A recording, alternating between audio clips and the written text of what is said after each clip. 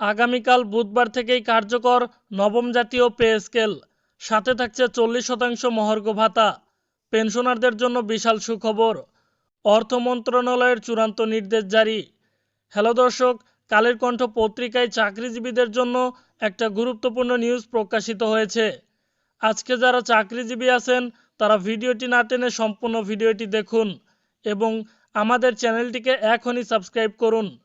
আমাদের আজকের video like target হচ্ছে মাত্র 500, তাই ভিডিও চলাকালীন একটি করে লাইক দিয়ে আমাদের টার্গেটটি এখনই পূরণ করে দিন। আগামীকাল বুধবার থেকে কার্যকর হতে যাচ্ছে বহু প্রতীক্ষিত নবম জাতীয় পে স্কেল। সরকারি চাকরিজীবীদের জীবনে এ দিনটি একটি নতুন অধ্যায়ের সূচনা করবে। দীর্ঘদিন ধরে আলোচনার পর অবশেষে অর্থ মন্ত্রণালয়ের চূড়ান্ত নির্দেশে বাস্তবায়ন হতে যাচ্ছে এই নতুন বেতন কাঠামো। দেশের লাখো চাকরিজীবী যেমন এই ঘোষণার অপেক্ষায় ছিলেন, তেমনি পেনশনারদের জন্যও রয়েছে বিশাল সুখবর। নতুন পে স্কেল অনুযায়ী শুধু মূল বেতন বাড়ছে না, এর সাথে থাকছে 40% মহার্ঘ ভাতা। এই ভাতা যুক্ত হওয়ার কারণে কর্মরত কর্মকর্তারা কর্মচারীদের আয় এক নতুন উচ্চতায় পৌঁছে যাবে। বিশেষ করে মধ্য ও নিম্ন আয়ের সরকারি চাকরিজীবীরা এই বেতন কাঠামোর মাধ্যমে আর্থিকভাবে অনেকটা স্বস্তি পাবেন। অর্থনীতিবিদরা বলছেন, নতুন এই পে স্কেল কর্মচারীদের জীবনমান উন্নয়নে বিশেষ ভূমিকা রাখবে। দেশের মুদ্রাস্ফীতি ও বাজার দরের সঙ্গে সামঞ্জস্য রাখতে এটি একটি সময় উপযোগী সিদ্ধান্ত। বিশেষজ্ঞরা মনে করছেন, বেতন বৃদ্ধির মাধ্যমে বাজারে ভোগব্যয় বাড়বে এবং দেশের সামগ্রিক অর্থনীতি একটি ইতিবাচক ধারা পাবে। পেনশনারদের জন্য এই সিদ্ধান্তকে একটি যুগান্তকারী পদক্ষেপ বলা হচ্ছে।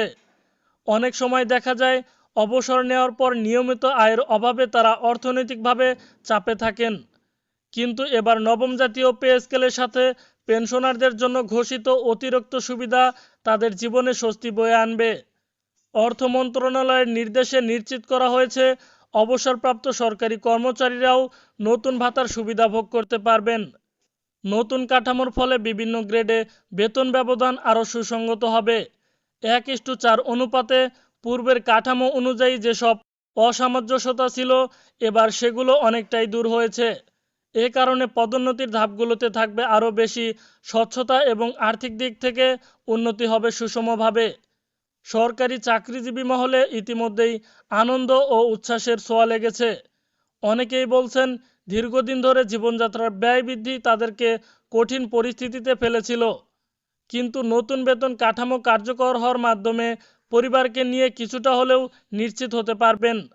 শুধু তাই নয়, নতুন পে স্কেলের বাস্তবায়নের ফলে কর্মক্ষেত্রে উৎপাদনশীলতাও বাড়বে বলে আশা করা হচ্ছে।